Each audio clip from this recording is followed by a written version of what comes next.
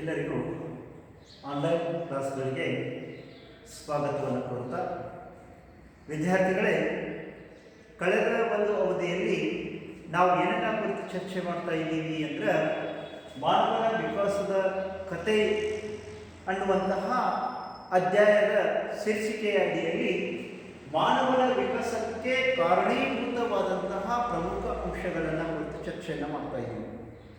ಈಗಾಗಲೇ ಹವಾಗುಣ, ವಾಯುಗುಣ, ದ್ವೀಪಾದ ಚಲನೆ, ಮಿದುಳಿನ ಗಾತ್ರ, ಅದಾದ ನಂತರ ಆಹಾರ ಪದ್ಧತಿ ಇವೆಲ್ಲದರ ಕುರಿತು ಮತ್ತು ಆಯುಧಗಳ ತಯಾರಿಕೆ ವಿವಿಧ ಅಂಶಗಳನ್ನು ಕುರಿತು ನಾವು ಚರ್ಚೆಯನ್ನು ಮಾಡಿದ್ದೀವಿ. ಸೊ ಇವತ್ತಿನ ಅವಧಿಯಲ್ಲಿ ಬಹುಮುಖ್ಯವಾಗಿ ಚರ್ಚಿಸಬೇಕಾದಂತಹ ಇನ್ನೂ 3 ಅಂಶಗಳು ಯಾವಪ್ಪ ಅಂದ್ರೆ, ಒಂದು ಭಾಷೆ, ಎರಡನೇದು ಪಶುಪಾಲನೆ ಮತ್ತು ಕೃಷಿ, ಮೂರನೇದು ಕಲೆ. ಈ 3 ಅಂಶಗಳು ಕೂಡ ಮಾನವನ ವಿಕಾಸದ ಮೇಲೆ ತನ್ನದೇ ಆದಂತಹ ಗಾಢ ಪರಿಣಾಮವನ್ನು ಬೀರಿರುವಂಥವುಗಳು. ವಿದ್ಯಾರ್ಥಿಗಳೇ, ಮಾನವ ನಿಮಗೀಗಾಗಲೇ ಗೊತ್ತಿರುವಂತೆ ಅರಣ್ಯದಲ್ಲಿ ವಾಸ ಮಾಡುವಂತಹ ಒಂದು ಪ್ರಜಾತಿಗೆ ಸೇರಿದಂತಹ ಜೀವಿಯಾಗಿದ್ದು, ತಾನು ಆಡುವಂತಹ ಬೇಟೆಗೆ ಸಹಕಾರ ಅನ್ನುವಂಥದ್ದು ಅತ್ಯಂತ ಅವಶ್ಯವಾಗಿ ಬೇಕಾಗಿದೆ. ಯಾಕಂದ್ರೆ ಯಾವುದಾದ್ರೂ ಒಂದು ಪ್ರಾಣಿಯನ್ನು ಬೇಟೆಯಾಡಬೇಕು ಅಂದ್ರೆ ಒಬ್ಬನಿಂದ ಆಗುವುದಿಲ್ಲ. ದೊಡ್ಡ ದೊಡ್ಡ ಪ್ರಾಣಿಗಳನ್ನ ಬೇಟೆಯಾಡಬೇಕಾದ್ರೆ, ಸೊ ಆ ದೊಡ್ಡ ಪ್ರಾಣಿಗಳನ್ನ ಬೇಟೆಯಾಡಬೇಕಾದ್ರೆ ಹಲವಾರು ಜನರು ಕೂಡಿ ಬೇಟೆಯಾಡಬೇಕಾಗಿತ್ತು.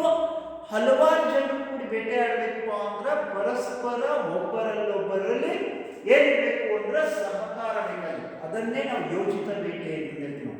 ಯೋಜಿತ ಬೇಟೆ ಅಂದ್ರೆ ಒಂದು ಯಾವುದೇ ಪ್ರಾಣಿಯನ್ನ ಯಾವ ರೀತಿಯಾಗಿ ಬೇಟೆ ಆಡಬೇಕು ಅಂತ ಯೋಜನೆ ಹಾಕೊಂಡಿವಿ.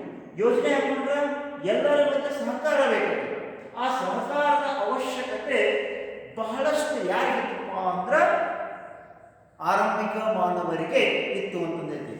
ಇದಕ್ಕಾಗಿ ಅವ್ರು ಏನ್ ಮಾಡ್ಲಿಕ್ಕೆ ಶುರು ಮಾಡಿಬಿಟ್ರು ಅಂದ್ರೆ ಸನ್ನೆಗಳನ್ನ ಮಾಡೋದು, ಸಂಜ್ಞೆ ಅಂತ ಕರಿತೀವಿ.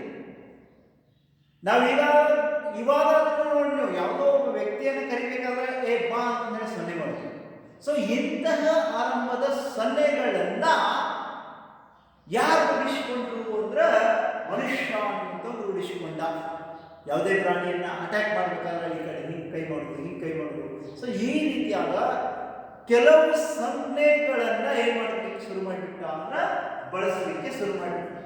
ನಂತರದ ಅವಧಿಗಳಲ್ಲಿ ಕೆಲವೊಂದಿಷ್ಟು ವರ್ಷಗಳ ಆದ್ಮೇಲೆ ಆತ ಏನ್ ಮಾಡಿದ ಅಂದ್ರೆ 2 ಅಥವಾ 3 ಶಬ್ದಗಳ ಉಚ್ಚಾರಣೆಯನ್ನ ಪ್ರಾರಂಭಿಸಿದ.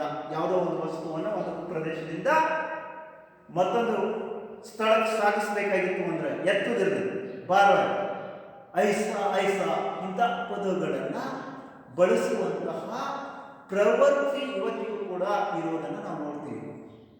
ಸೊ ಇದು ಏನನ್ನ ಸೂಚಿಸುತ್ತೆ ಅಂದ್ರೆ ಎಲ್ಲರ ವಿಚಾರಗಳು ಒಂದೇ ರೀತಿಯಾಗಿರಬೇಕು, ಯೋಚಿತವಾಗಿರಬೇಕು ಅನ್ನುವಂತ ಇಂತಹ ಆರಂಭಿಕ ಶಬ್ದಗಳನ್ನ ಮನುಷ್ಯ ರೂಢಿಸಿಕೊಂಡು ಈ ಅಪಕ್ವ ಪದಗಳೇ ಕಾಲಕ್ರಮೇಣ ಏನಾಗಲಿಕ್ಕೆ ಶುರು ಮಾಡಬೇಕು ಅಂದ್ರೆ ಸುಧಾರಿತ ಪದಗಳಾಗಿ ಉಚ್ಚಾರಣೆಗೊಳಪಟ್ಟು ಅಂತಂದೇಳಿ ನಾವು ನೋಡ್ತೀವಿ.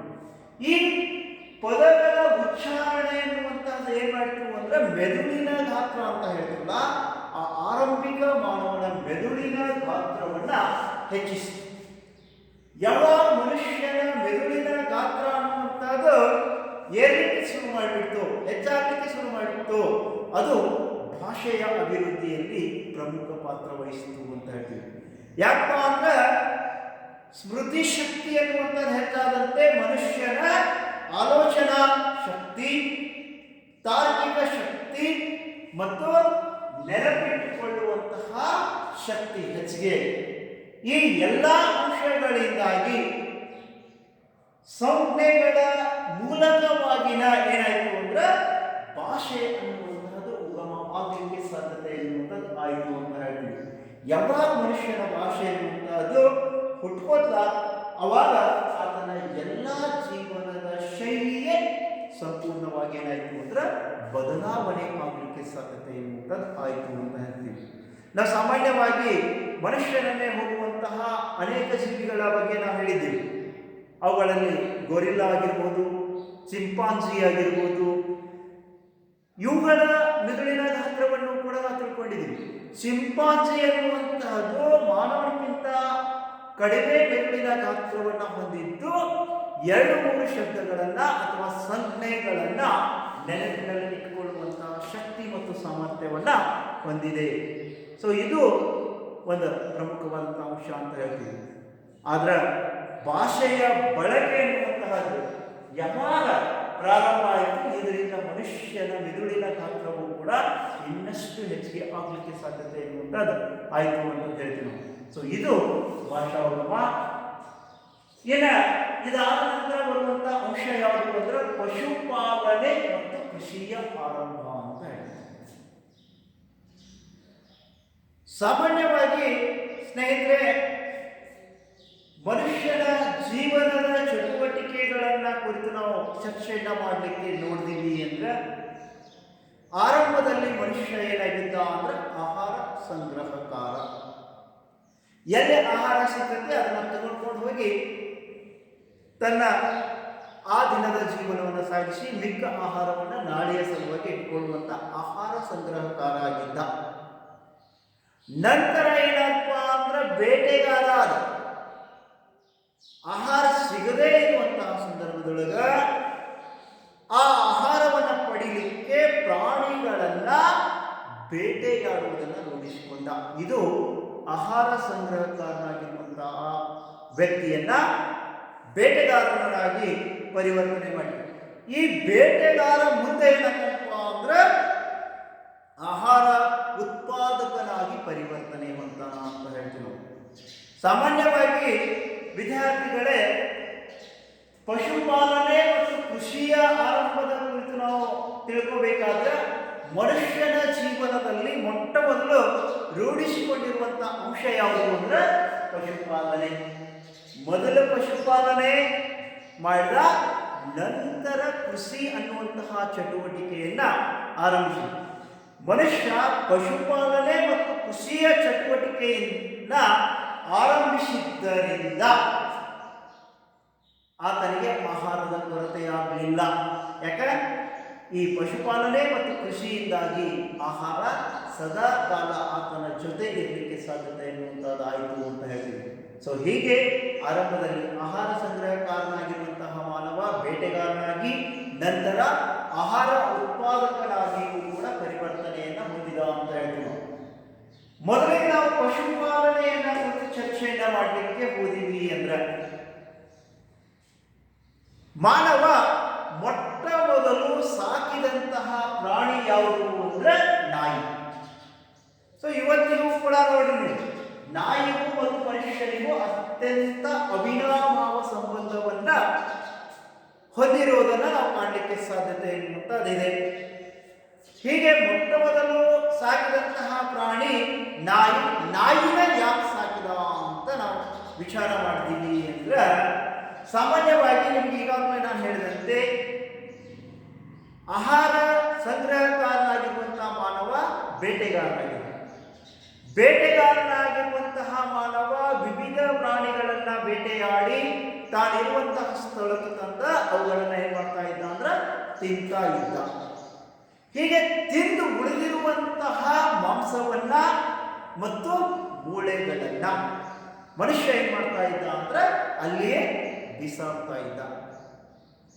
ಈ ಮೂಳೆಗಳು ಮತ್ತು ಮಾಂಸದ ವಾಸನೆಯನ್ನ ಹಿಡಿದುಕೊಂಡು ಬಂದಂತಹ ನಾಯಿ ಸುಲಭವಾಗಿ ತನಗೆ ಈ ಸ್ಥಳದಲ್ಲಿ ಆಹಾರ ಸಿಗ್ತದೆ ಅಂತ ಅರ್ಥ ಮಾಡಿಕೊಂಡ ಮನುಷ್ಯನ ಜೊತೆ ಒಡನಾಟವನ್ನ ಬೆಳೆಸಿಕೊಂಡಿತು. ಹೀಗೆ ಮಾಂಸದ ತುಣಿಕೆಗಾಗಿ ಬಂದಂತಹ ನಾಯಿ ಮಾನವನ ಜೊತೆ ಒಡನಾಟವನ್ನ ಬೆಳೆಸಿಕೊಂಡು ಆತನಿಂದ ಪಳಗಿಸಲ್ಪಟ್ಟಂತಹ ಮೊಟ್ಟ ಮೊದಲ ಪ್ರಾಣಿ ಅಂತ ಹೇಳ್ತೀವಿ. ಕ್ರಮೇಣವಾಗಿ ಈ ನಾಯಿಯನ್ನ ತನ್ನ ಯೋಜಿತ ಬೇಟೆಗಳಲ್ಲಿಯೂ ಕೂಡ ಮನುಷ್ಯ ಉಪಯೋಗಿಸಲಿಕ್ಕೆ ಮಾಡಿಕೊಂಡ್ಬಿಟ್ಟ. ವಿದ್ಯಾರ್ಥಿಗಳೇ, ನಾವು ಇವತ್ತಿಗೂ ಕೂಡ ನೋಡ್ತೀವಿ, ಬೇಟೆ ಆಡುವಂತಹ ಕೆಲವೊಂದಿಷ್ಟು ಗುಂಪಿನವರು ನಾಯಿಗಳನ್ನ ಬೇಟೆಗೆ ತೆಗೆದುಕೊಂಡು ಹೋಗೋದು.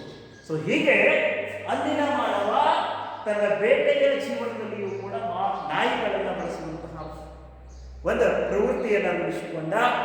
ಇದಾದ ಕೆಲವು ವರ್ಷಗಳ ನಂತರ ಮನುಷ್ಯ ಏನ್ ಮಾಡಿದ ಅಂದ್ರೆ ಕುರಿಗಳನ್ನ, ಮೇಕೆಗಳನ್ನ, ಹಸುಗಳನ್ನ, ಬೆಕ್ಕುಗಳನ್ನ, ಒಂಟೆಗಳನ್ನ, ಕುದುರೆಗಳನ್ನ, ಹೀಗೆ ಹಲವಾರು ಬೇರೆ ಬೇರೆ ಪ್ರಾಣಿಗಳನ್ನ ಪಳಗಿಸಿ ಸಾಕಲಿಕ್ಕೆ ಪ್ರಾರಂಭಿಸಿದ. ಈ ವಿವಿಧ ಪ್ರಾಣಿಗಳನ್ನ ಸಾಕಲಿಕ್ಕೆ ಪ್ರಾರಂಭಿಸಿದ ಅಂಶವನ್ನೇ ನಾವು ಏನಂತ ಕರಿತೀವಿ, ಪಶುಪಾಲನೆ ಅಂತ ಕರಿತೀವಿ. ಈ ಪಶುಪಾಲನೆ ಮನುಷ್ಯನನ್ನ ಏನ್ ಮಾಡಿತು ಅಂದ್ರೆ ಅಲೆಮಾರಿ ವ್ಯಕ್ತಿಯನ್ನಾಗಿ ಮಾಡಿತು. ಯಾಕಪ್ಪ ಅಲೆಮಾರಿಯನ್ನಾಗಿ ಮಾಡಿತು ಅಂದ್ರೆ ತಾನು ಸಾಕಿರುವಂತಹ ಪ್ರಾಣಿಗಳಿಗೆ ಆಹಾರ ಮತ್ತು ನೀರಿನ ಅವಶ್ಯಕತೆ ಇತ್ತು.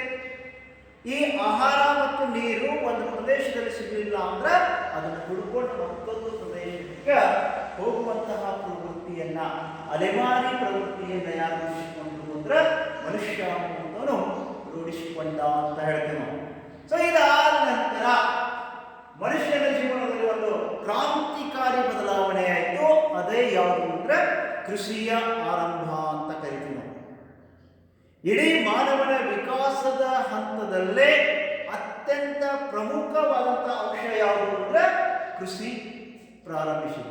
ಇಂತಹ ಕೃಷಿಯನ್ನ ಮನುಷ್ಯ ಯಾವ ಕಾಲದಲ್ಲಿ ಪ್ರಾರಂಭಿಸಿಕೊಂಡಪ್ಪ ಅಂದ್ರೆ ನವಸಿನಾಯುಗದ ಅವಧಿಯಲ್ಲಿ ಕೃಷಿ ಚಟುವಟಿಕೆ ಎನ್ನುವಂಥದ್ದು ರೂಢಿ ಆಯಿತು ಅಂತ ಹೇಳ್ತೀವಿ. ಹೀಗೆ ಕೃಷಿ ಚಟುವಟಿಕೆಯನ್ನು ರೂಢಿಸಿದಂತಹ ಮನುಷ್ಯ ಹುರುಳಿ, ಗೋಧಿ, ಅಕ್ಕಿ, ಬೇರೆ ಬೇರೆ ಧಾನ್ಯಗಳನ್ನು ಬೆಳೆಯಲಿಕ್ಕೆ ಆರಂಭಿಸಿದ. ಇಂತಹ ಕೃಷಿಯ ಚಟುವಟಿಕೆ ಯಾವಾಗಿತ್ತು ಅಂದ್ರೆ 13,000 ವರ್ಷಗಳ ಹಿಂದೆ. 13,000 ವರ್ಷಗಳು ಅಂತ ಹೇಳಿಲ್ಲ, ಆ 13,000 ವರ್ಷಗಳ ಹಿಂದೆ ಕೃಷಿ ಕಾರ್ಯ ಚಟುವಟಿಕೆ ಎನ್ನುವಂಥದ್ದು ರೂಢಿಯಲ್ಲಿ ಇತ್ತು ಅಂತ ನಾವು ನೋಡಲಿಕ್ಕೆ ಸಾಧ್ಯತೆ ಎನ್ನುವಂಥದ್ದು ಇದೆ ಅಂತ ಹೇಳ್ತೀವಿ ನಾವು. ಸೊ ಈ ಕೃಷಿ ಕಾರ್ಯ ಚಟುವಟಿಕೆಯಿಂದಾಗಿ ಮನುಷ್ಯನ ಜೀವನದಲ್ಲಿ ಗಾಢವಾದಂತಹ ಬದಲಾವಣೆ. ಕೃಷಿ ಭೂಮಿ ಇದೆ ಮಾಡಿತು ಅಂದ್ರೆ ಮನುಷ್ಯ ಅನ್ನುವಂಥದ್ದು ಶಾಶ್ವತವಾಗಿ ಒಂದೇ ಸ್ಥಳದಲ್ಲಿ ನೆಲೆ ಕೂಡುವಂತೆ ಮಾಡಿ, ಹೀಗೆ ಶಾಶ್ವತ ನೆಲೆಯನ್ನ ಕಂಡುಕೊಂಡಂತಹ ಮನುಷ್ಯ ಗ್ರಾಮ ಜೀವನ ಮತ್ತು ನಗರ ಜೀವನವನ್ನ ಆರಂಭಿಸಿದ ಅಂತ ಹೇಳ್ತೀವಿ ನಾವು. ಈ ಗ್ರಾಮ ಜೀವನ ಮತ್ತು ನಗರ ಜೀವನವೇ ನಾಗರಿಕತೆಗಳ ಉಗಮಕ್ಕೆ ಕಾರಣ ಆಯಿತು. ಸೊ ಇದು ಮನುಷ್ಯನ ಜೀವನದ ವಿಕಾಸದಲ್ಲಿ ಅತ್ಯಂತ ಪ್ರಮುಖವಾದಂತಹ ಘಟ್ಟ ಅಂತ ಹೇಳ್ತೀವಿ. ಕೃಷಿ ಕಾರ್ಯದಿಂದಾಗಿನ ನಾಗರಿಕ ಮತ್ತು ಗ್ರಾಮೀಣ ಜೀವನ ಅನ್ನುವಂಥದ್ದು ಪ್ರಾರಂಭ ಆಗಲಿಕ್ಕೆ ಸಾಧ್ಯತೆ ಎನ್ನುವಂಥದ್ದು ಆಯಿತು ಅಂತ ನಾವು ತಿಳ್ಕೊಳ್ತೀವಿ. ಯಾಕಂದ್ರೆ ನಮ್ಮ ಹೊಲ ಎಲ್ಲಿರ್ತೈತಿ ನಾವು ಅಲ್ಲಿರ್ತೀವಿ, ನಮ್ಮ ಹೊಲ ಯಾವ ಹೊಲಲ್ಲಿರ್ತೈತಿ ನಾವು ಅಲ್ಲೇ ವಾಸ ಮಾಡಲಿಕ್ಕೆ ಸಾಧ್ಯತೆ ಎನ್ನುವಂಥದ್ದು ಇರ್ತೈತಿ. ಅಂತಹ ಪ್ರವೃತ್ತಿ ಆದಿಮಾನವನಲ್ಲಿ ಅಥವಾ ಆ ಕಾಡು ಮಾನವನಲ್ಲಿ ಪ್ರಾರಂಭ ಆಯಿತು ಅಂತ ನಾವು ನೋಡ್ತೀವಿ. ಇನ್ನು ಕೊನೆಯದಾಗಿ ಅಂದ್ರೆ ಕಲೆ. ಸ್ನೇಹಿತರೆ, ಮನುಷ್ಯ ಪ್ರಾಚೀನ ಕಾಲದಿಂದಲೂ ಮೂರ್ತಿಗಳನ್ನ ಮಾಡುವಂತಹ ಕಲೆಯನ್ನ ಅರ್ಥಕೊಂಡಂತಹ ವ್ಯಕ್ತಿ. ಇಂತಹ ಮೂರ್ತಿ ಕಲೆಯ ಜೊತೆಗೆ ಚಿತ್ರಗಳನ್ನು ಕೂಡ ಬಿಡಿಸುವಂತಹ ಕಲೆಯನ್ನ ಯಾರು ರೂಢಿಸಿಕೊಂಡ್ರು ಅಂದ್ರೆ ಗುಹಾ ಮಾನವ ಅನ್ನೋದನ್ನು ರೂಢಿಸಿಕೊಂಡ.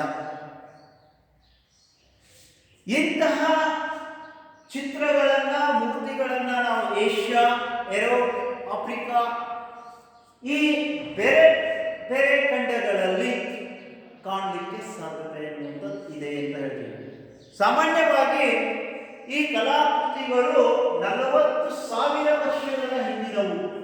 ಅಂದ್ರೆ ಮನುಷ್ಯನ ಕೃಷಿ ಜೀವನ ಆರಂಭ ಆಗೋಕ್ಕಿಂತ ಪೂರ್ವದಲ್ಲೇ ಮೂರ್ತಿಗಳನ್ನು ರಚನೆ ಮಾಡೋದು, ಚಿತ್ರಕಲೆಯನ್ನ ಬಿಡಿಸುವಂತಹ ಪದ್ಧತಿಯನ್ನ ಯಾರು ರೂಢಿಸಿಕೊಂಡಿದ್ರು ಅಂದ್ರೆ ಅವತ್ತಿನ ಕಾಲದ ಮಾನವ ಅನ್ನುವಂಥವನ್ನು ರೂಢಿಸಿಕೊಂಡಿದ್ದ ಅಂತ ಹೇಳ್ತೀವಿ. ಹೀಗೆ 40,000 ವರ್ಷಗಳ ಹಿಂದಿನ ಇತಿಹಾಸವನ್ನ ಹೊಂದಿರುವಂತಹ ಈ ಕಲಾ ಅನ್ನುವಂತಹದ್ದು ಮನುಷ್ಯನ ಜೀವನದ ಒಂದು ಅವಿಭಾಜ್ಯ ಅಂಗ ಆಗಿತ್ತು. ಮನುಷ್ಯ ಏನ್ ಮಾಡ್ತಿದ್ಪ ಅಂದ್ರೆ ಚಿಕ್ಕ ಆಕೃತಿಗಳನ್ನ ರಚಿಸಿ ಅವುಗಳಿಗೆ ಅಲಂಕಾರಿಕ ವಸ್ತುಗಳನ್ನ ಅಥವಾ ಬೇರೆ ಬೇರೆ